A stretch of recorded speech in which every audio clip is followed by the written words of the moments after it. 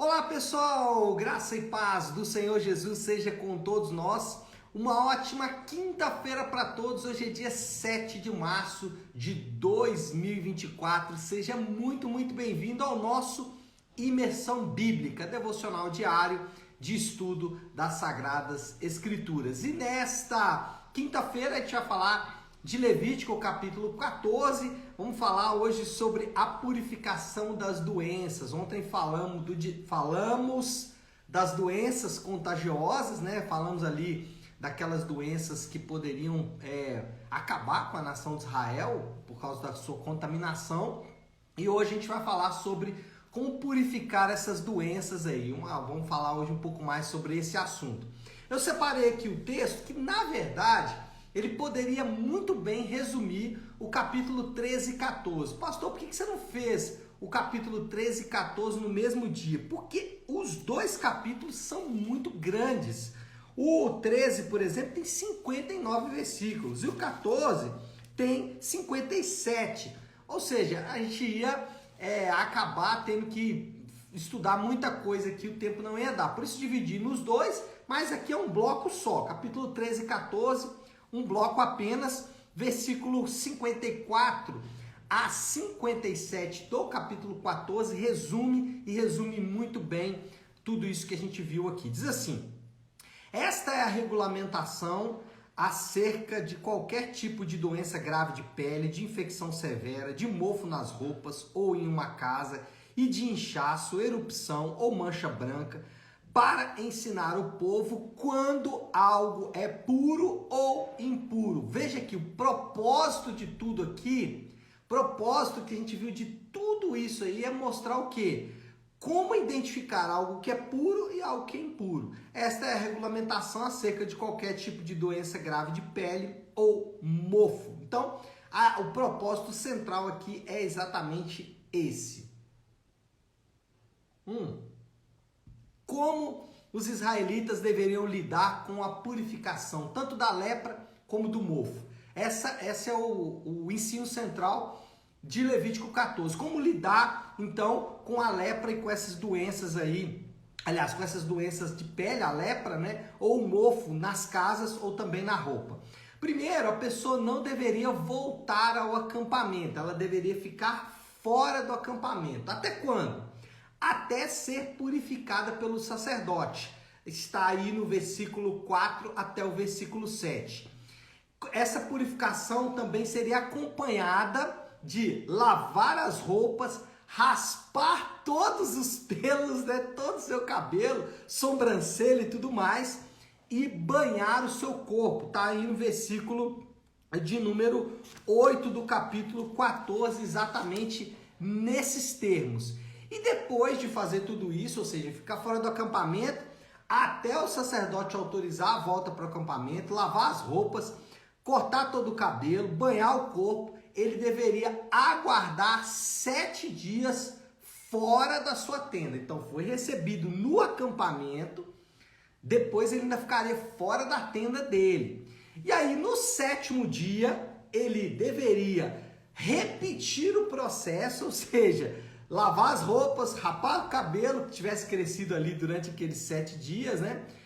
E banhar também o seu corpo. No 7º dia repetir o processo e aí no 8º dia ele começava então a realizar os rituais de purificação. Aonde está isso? Versículo 9 e versículo 10. A partir de agora a coisa começa a tomar um pouco mais de forma, né? Vai ter mais regulamentações aqui. Por quê? O ritual de purificação então começaria. Esse ritual de purificação, ele envolveria uma oferta pela culpa, e aí chama atenção. Por que uma oferta pela culpa, né? Não deveria ser uma oferta para comunhão, ou sei lá, né? Uma oferta. Mas por que culpa, né? Já que o indivíduo não é culpado de ter uma doença de pele, ninguém é culpado por ter uma doença. Daqui a pouco a gente vai falar sobre isso. Tinha um motivo especial aqui para ser uma oferta pela culpa. Na verdade, o que estava em jogo aqui? Quando o indivíduo tinha algum tipo dessas doenças, ele tinha que ficar fora do acampamento. E ser santo é pertencer ao Senhor. E alguém que está fora do acampamento, ele não pertence ao Senhor, ele está fora do povo de Deus, dos limites do povo de Deus. Então, a oferta pela culpa era pela culpa de não estar no acampamento, que ele não deveria estar exatamente por ter que ficar fora por causa da sua culpa. Então, a oferta pela culpa não era por ter a doença, mas é por ter que ficar fora do acampamento por causa da sua doença. E aí a culpa não era só do indivíduo, era também do povo e tudo mais, por isso que a oferta pela culpa. Agora é legal que o processo ali de purificação envolvia uma ação que era feita na ordenação do sacerdote, que era um pouquinho de sangue do animal imolado na orelha direita, no polegar da mão direita e no dedão do pé direito também. Esses 3 pontos aqui. Mas enfim, esse não é o assunto por hora. A ideia aqui da oferta pela culpa para regressar aquele indivíduo à comunhão. E aí ele vai tratar disso do versículo 12 até o 20, ele vai tratar disso. Depois ele vai falar sobre a purificação no caso dos pobres, né? Os pobres não eram isentos de fazer a purificação, eles deveriam fazer a purificação também. E finalmente, né, lá do versículo, aliás, a purificação dos pobres do versículo 21 ao 32, e aqui é interessante que Deus não diz que os pobres não precisavam fazer, né? Não, tem que fazer sim, uma oferta menor, mas tem que fazer. E finalmente a regulamentação acerca do mofo nas futuras casas lá da terra prometida. Aí versículo 33 até os 53 tinha todo o processo ali de purificação para as casas. A gente não vai entrar muito nisso aqui agora, nesse momento. Algumas aplicações importantes aí desse texto todo que a gente leu ou que a gente estudou nessa manhã. Primeira aplicação aqui, amados irmãos, é para dizer o seguinte: Deus, ele pode curar qualquer doença ou enfermidade. Deus é o Deus de cura. Ele cura doenças. Nós cremos no poder de Deus para curar doenças. Contudo, ordinariamente, ele ordena ao seu povo para cuidar das moléstias. O que eu quero dizer com isso? Que de maneira ordinária, Deus nos manda cuidar das nossas enfermidades, Deus nos manda cuidar do nosso corpo. Veja bem, Deus pode curar? Pode, mas de forma ordinária, ele diz, cuide da sua saúde. Aqui é um caso clássico disso. Ele poderia dizer o seguinte: alguém está aí com uma lepra? Simples, faça uma campanha de oração. Simples, faça aí, sei lá, entre em jejum, faz um exorcismo de demônios, porque isso aí é demônio.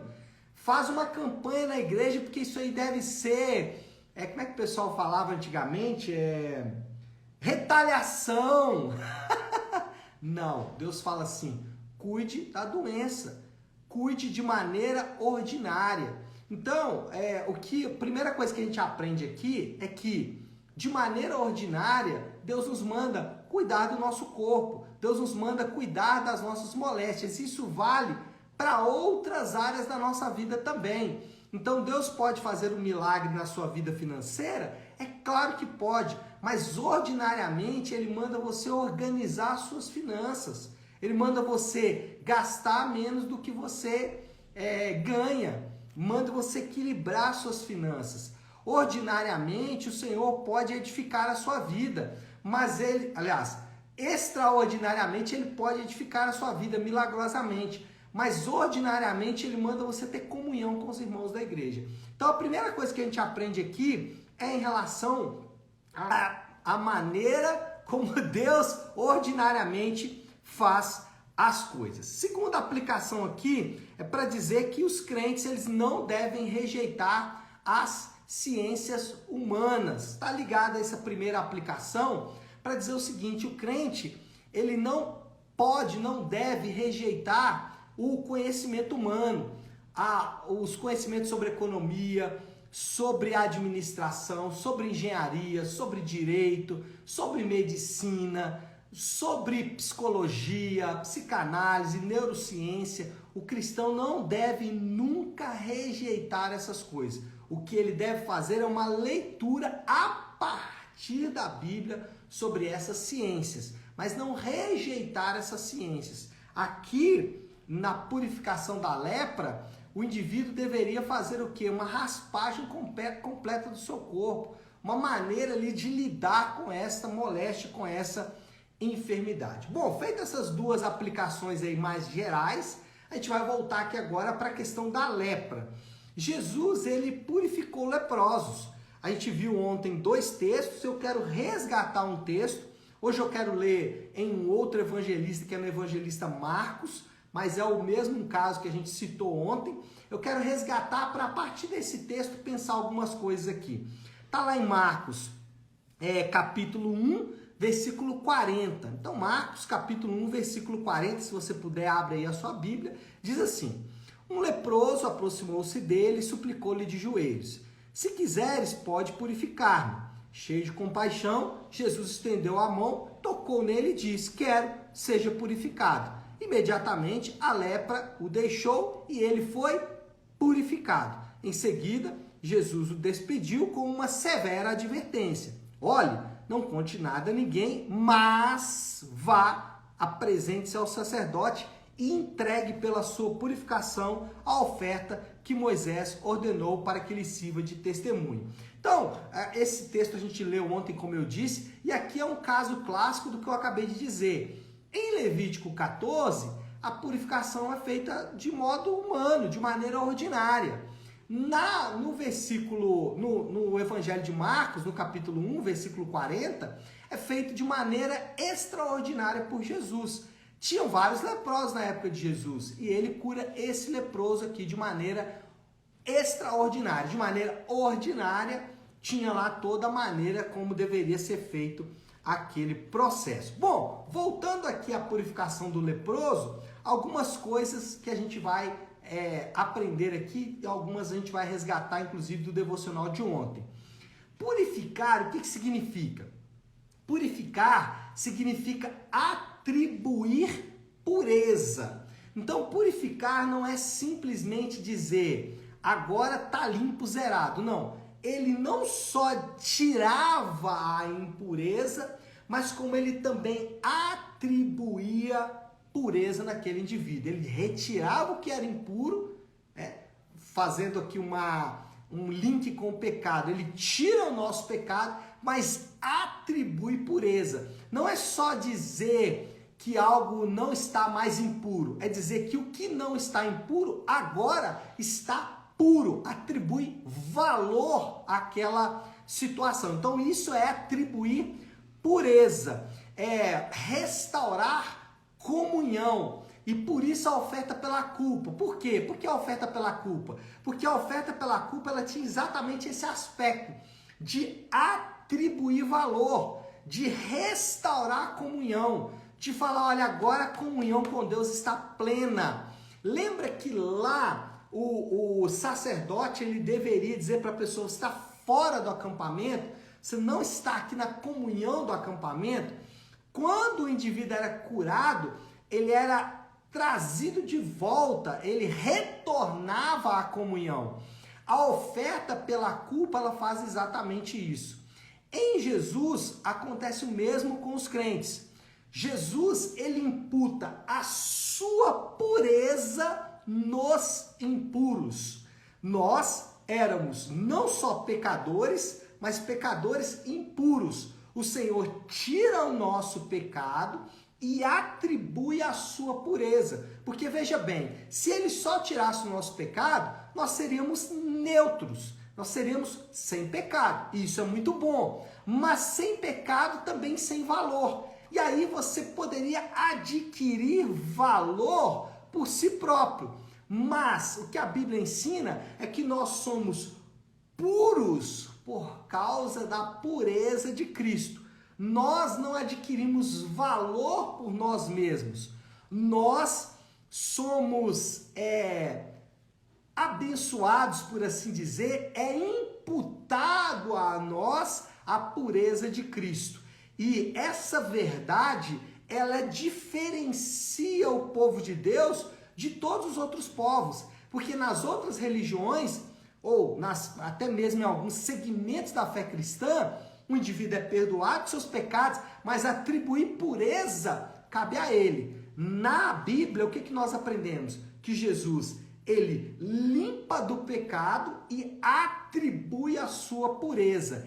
Ele se fez pecado por nós, para que nós fôssemos feitos justiça de Deus. Ou seja, ele pega o nosso pecado e atribui a pureza dele, a obediência dele a nós mesmos. E esse é o grande ensino da cura da lepra.